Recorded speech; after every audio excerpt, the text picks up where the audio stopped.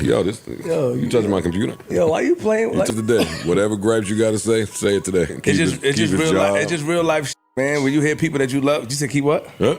I think that you think that you don't need me anymore, so you're just gonna say what you want. I'm gonna tell you that you're gonna bite off more than you can chew when it comes to that with me. Like the rest of the cast, Joe Budden is sick of Flip. Additionally, episode 861 provided a clear indication of how dire things have become.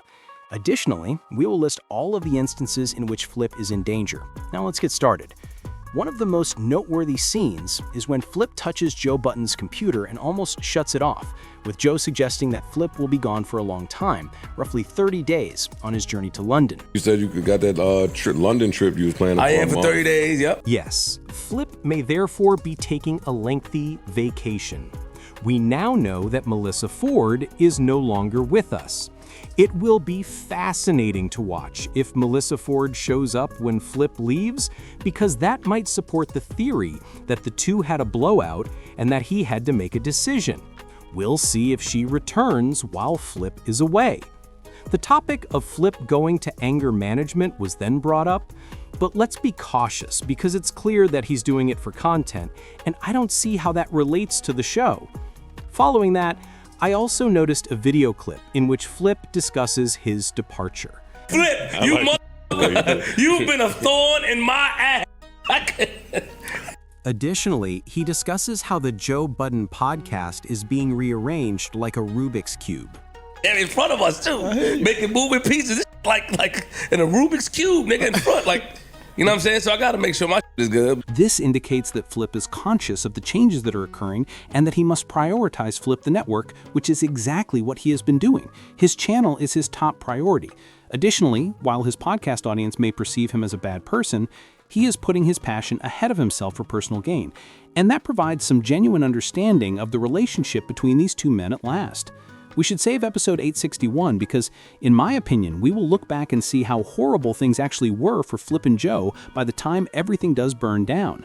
Another incident of Flip getting cut off is when Joe remarks, "Yo, we don't need to talk about this on this telecast," while Flip is discussing battle rap. Me too. I understand what you're saying. And his broadcast is too big to have an Audi Boom segment. Got it, okay. So what's your question? I understand that this occurs frequently on the show, but when Joe Budden begins to use any small detail to disparage someone, it indicates that he is tired of them and is done. Like Mona and Don't Call Me White Girl, didn't he? He is invested in her when she arrives. He wants to see her succeed, so he won't put an end to her. On the other hand, he is at his wit's end with Flip, and he will no longer be coddling him. Flip is then silenced during a discussion about Dame. Yeah. You're doing that face again. So I heard him say that. And the body language was insane. I thought that was fairly crazy, which is why I underlined it. Flip was getting like his hand was slapping down like, "Yo, stop talking, little man." Then there's the notorious park scene in which he examines Flip. We see, bro. We see. I understand. I'm not talking to you. That's it. Well, I'm sitting here now. And I believe that, as many have pointed out, this illustrates how the entire cast is fed up with Flip. Nigga, watch that. I come back here with ammo. When I used to do that, the show got halted and there was a lot of trouble. We had to stop the show. So I no longer do it. You used to do that? I'm asking. Particularly those whose work involves more than just chatting. I'm referring to men like Erickson and Ian, Joe Parks.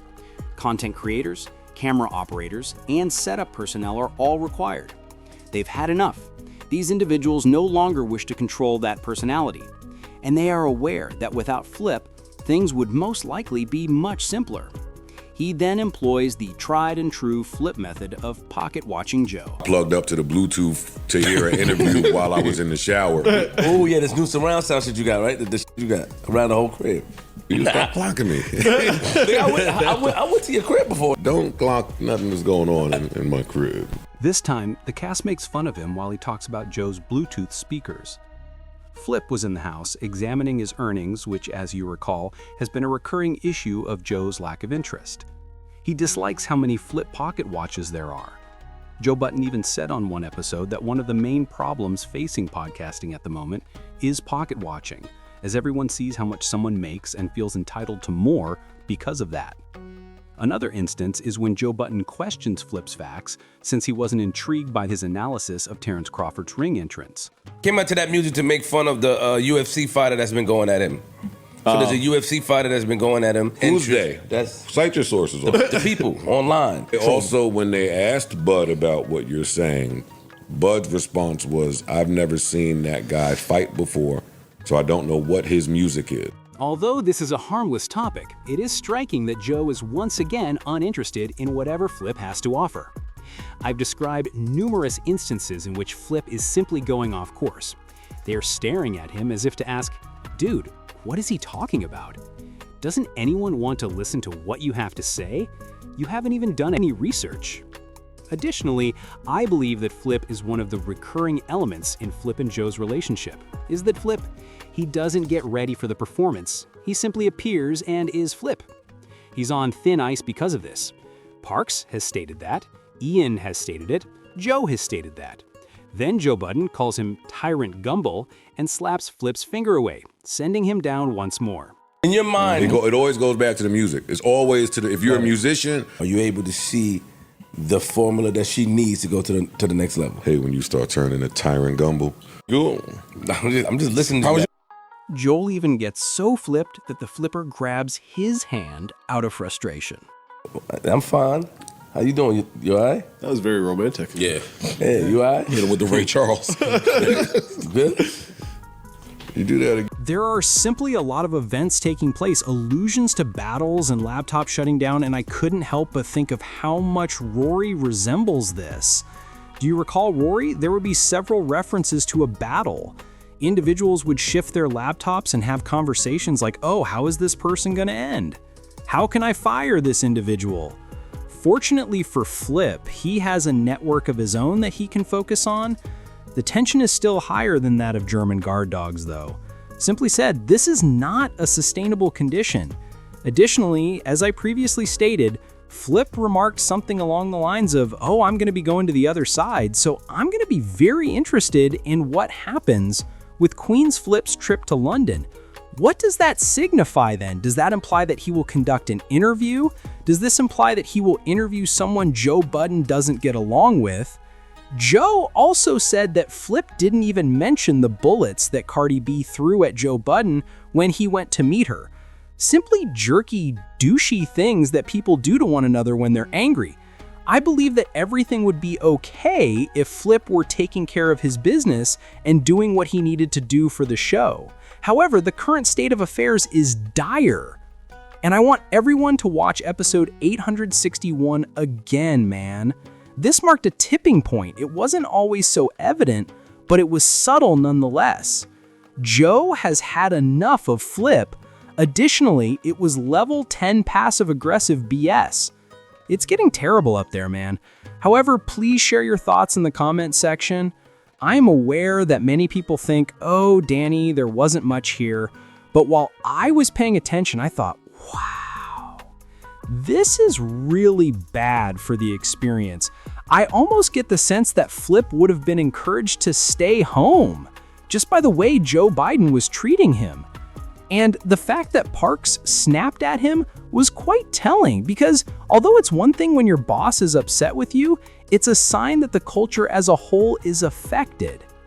In the episode that followed, Joe would go into further detail about why Parks was tired of Flip. Parks was telling me about to do the Prize Picks ad, and he said it a few times, and Flip interjected in business that wasn't necessarily his. I'm sorry, put his little white foot down. Like, yo, hey, I wasn't even talking to you. Nothing you say right now even is important, man. That realization informs me that Flip may have gone too far, and that Joe and Parks discussed the entire matter. It appears that Mike had a discussion with Parks about how they needed to improve the Prize Picks advertisement. Thus, he should never have tried to stand in the way of Parks assisting to get it working. Additionally, I sense some animosity toward the Prize Picks advertisement. I gotta suppose that Joe is sick of reading that joint, but it's not among the cast. He is a strong advocate for the listener experience. It's intriguing, therefore, that he's reading aloud an obstructive advertisement that does precisely what he criticizes.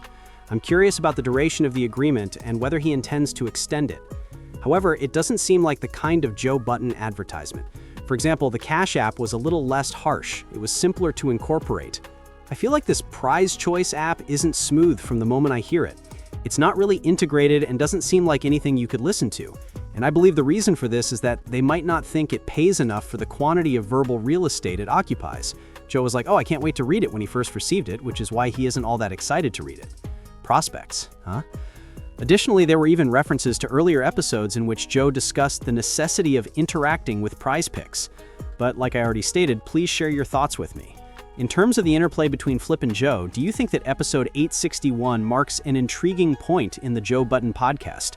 Flip will, in my opinion, abruptly quit if he is forced to do so permanently, or if he is given a deal structure that he no longer approves of.